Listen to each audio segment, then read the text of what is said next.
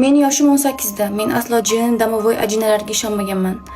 Lekin bir kuni biz oilaviy Turkiyaga aylangani bordik. Adam, oyim, men, opam. Bizga dadam mashinalari bir kvartirani gaplashib berdi. Birinchi kun juda ham yaxshi o'tdi. Dengizga chiqib rosa aylandik, o'ynadik, juda ham charchadim. Uyga kelib shunda yotib uxlayman dedim. Va yotganimda orqamdan kimdir joyimga o'tirganini his qildim va yelkamga muzdek qo'lini qo'ydi. Men boshda oyim deb o'yladim. Oyi, qo'li sovuq ekan deb gapirdim. Orqamga qaramadim. Desam hech kim javob bermadi. Qo'l hali ham yelkamda turibdi. Oyi desam, tashqaridan oyim nima deyapsan degan ovozni eshitdim va sakrab o'rnimdan turdim. Orqamga qarasam hech kim yo'q, oyim tashqarida ekan.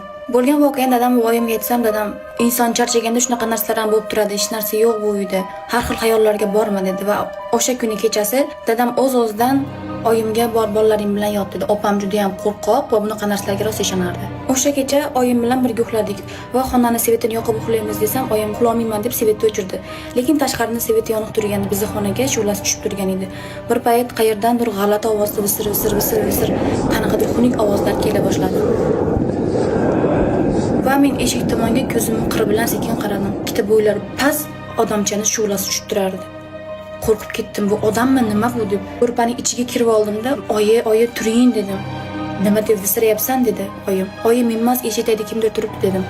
Oyim o'rnidan turib qaradilar, eshik tagida turgan narsa yo'q bo'lib qoldi. Va o'sha kuni ertalab hamma narsani dadamga aytib berdik.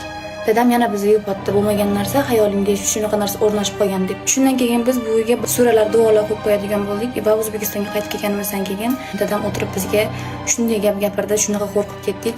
Dadam biz eshitgan narsani hammasini eshitgan, hattoki men ko'rgan ikkita pakana odamchani ham ko'rgan. Dadamni bosh tomoniga borib o'tirib ham olishgan ekan.